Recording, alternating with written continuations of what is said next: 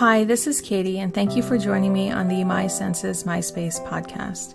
And today I wanted to talk about organizing wins, especially since I've kind of covered some organizational type wins that you can have. I really want to concentrate today on that very first step. So for many people, especially those with ADHD, autism, any neurodiversity, we can have this really hard first step. Like that first step in organizing or cleaning something up can feel giant. It can feel so overwhelming that we don't know where to start.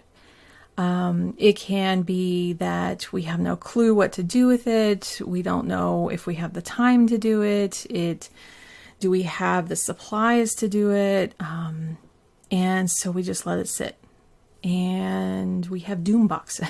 So doom box is didn't organize or didn't open, either one of those. And didn't organize, only moved. Didn't open, only moved is what it stands for. So we can have these boxes, or even it could be a cooler, it could be a bag, it could be a lunch bag, it could be just anything that's container-like that things have been put into it. It could be a shoe. I saw a picture of somebody cleaning out their car and they put it all into a kid's shoe. And so now it's kind of a doom shoe. They have to go back into the house and do something with it, right? Like, how do we initiate that process? And I wanted to kind of bring up some ways that you can do this. So one of the first things you can do is go, what is the very, very, very smallest step? Very smallest step in taking a step.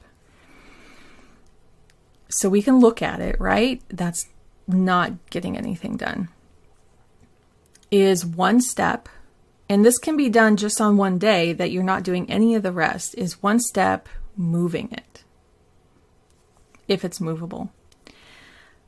The next step, the next idea is like, well, if you can't move it, could you categorize it? Could you look at everything there and put it into piles? Is it possible to put like all pens together, all papers together, mail together, little beads and doodads, batteries, or anything like that? Is like, can you separate it out into very broad categories so that it could be just all mail, papers, and everything in one, and anything that goes out into the garage is another pile? If that's too big, could you look at that and do it for like just 3 items? Just one item of that whole area that you want to tackle. Is it possible for you to take one tiny, tiny, tiny step? Is it that you got out some plastic bags to set next to it?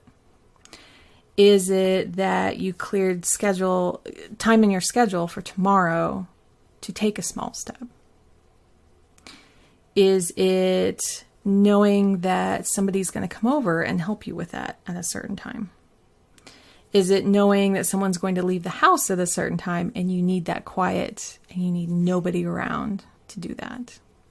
Because there's both, right? Sometimes we need kind of that partner and talking to someone, maybe over Zoom, or just have someone there in person to start things, and knowing that they're coming and knowing that they're expecting to dive in or just to sit there and be with you can kind of help you initiate it.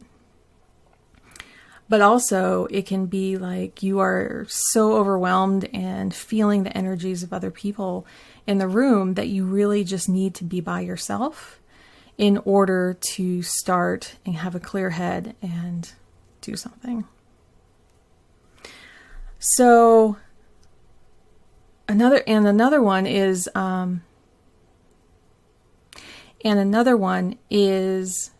turning on some type of music or background noise or a story you can follow, whether it's on the TV or a podcast or something.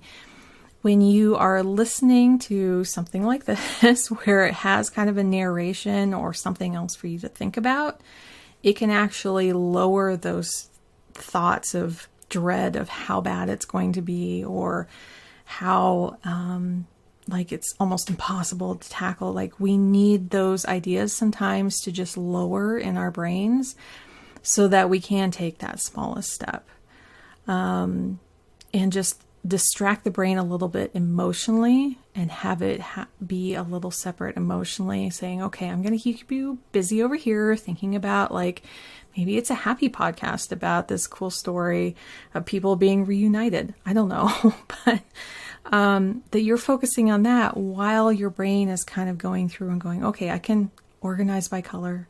I can organize by use case. I can organize by just going through these little piles, just sitting here. That's all. I don't have to run around the house yet. I'm just making little piles.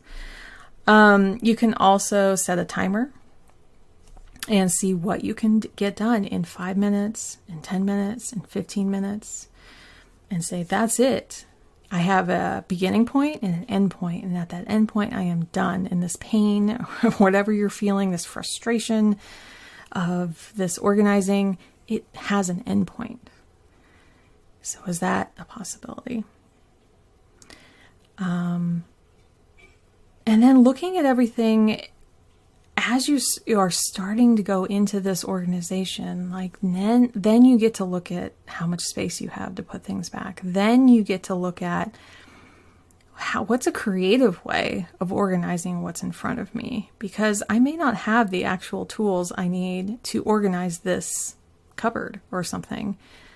Could I put in a shoebox temporarily? Could I put in a little plate that holds some, jewelry or something until I find the right one that I want to keep in that space forever? Maybe it's a little too big, and so now I know I need to look for a little plate to put my jewelry on.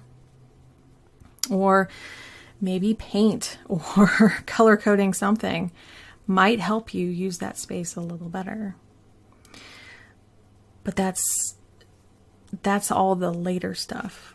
The biggest part is how do you, right now, how do you initiate that getting started into organizing and having that be your win?